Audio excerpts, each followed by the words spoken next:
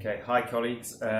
Just a few things that we're doing in the UK with the current COVID outbreak and thoracic patients potentially with COVID. There's a few things to consider. The kit, we've got a double lumen tube here. I've got a couple of filters, a pediatric filter and an adult filter. I've got 2 clamps and I've got some inline suctioning. Things we have been thinking about. Really good pre-oxygenation with patients, having the patients ramped, a rapid sequence intubation, avoid bag mask ventilation if possible. We're using a CMAC to intubate, and as soon as your double lumen tube is down, left-sided double lumen tube, we are inflating both cuffs immediately, tracheal and the bronchial, and then we're doing standard side-to-side clinical checks, left and right, leaving the ports closed, not opening, just looking for chest and listening if required, but obviously not aerosolizing. If your clinical checks are good, we are trying to avoid the use of a bronchoscope, and therefore we're doing as many procedures as possible on a left-sided tube. If you do need to use a bronchoscope, some folk have been using it, but we've been having some gauze over the top and wiping the bronchoscope as it comes out just to stop any spit aerosolizing during the procedure. So we've got our double lumen tube in, and then there's a few things we've been doing with connection. There's various different thoughts, so we just run through what different folk are doing and you can come up with the best connections for you. But basic one to start with, we're using 2 clamps, so we're going to be collapsing the right lung here. So I'm going to clamp below the port, which is not the traditional side, and I'm going to clamp in the traditional circuit side, open and put a pediatric HME filter on, and then you can release the lower clamp. That will allow the lung to deflate at an appropriate time with an HME filter on, so we're not aerosolizing the room. If you do the same procedure but with adult HME,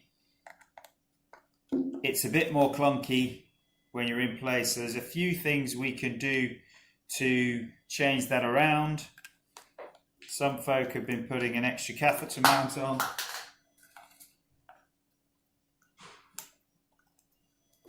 Just so it sits slightly better and it's not kinky. There is obviously the problem of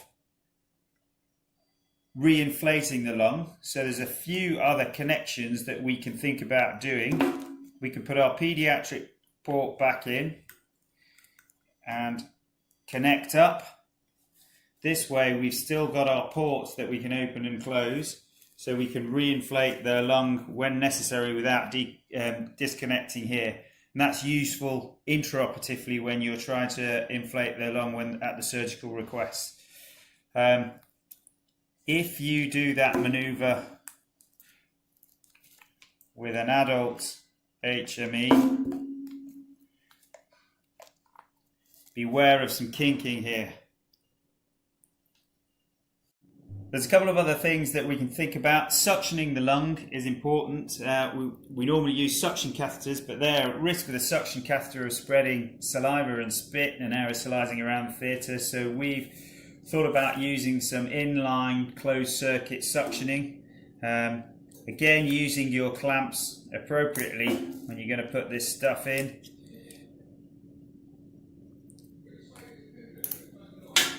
But you can connect your circuit in so you can suck down when appropriate.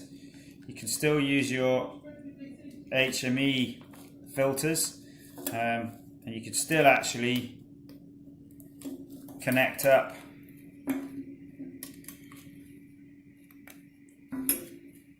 open port. We can, if you don't have a pediatric, you can use an adult HME. That also works well, and it doesn't cause any kinking of the DLT. And as you can see with this inline suctioning, you can suction right down your DLT to your non-dependent lung, and it works really well. So I think the HME filters and suctioning are really helpful, stuff that we haven't done yet for COVID positive patients with significant amounts of secretions. You could think about putting some inline closed circuit suction on the dependent lung as well, so you can suck out there. It would just sit in situ.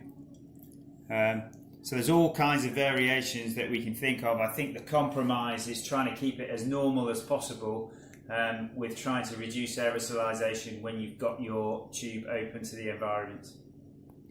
So I think the number one take-home message here, there is some stuff that we can do, but the basic principles of full PPE is essential, and if you're an occasional thoracic anaesthetist, double lumen tubes can be complex at the best of times, so it might be better just to revert to a normal DLT with your full PPE on. But all these things with training videos and pictures can be picked up quite easily. Please email us back if you're interested in discussing further.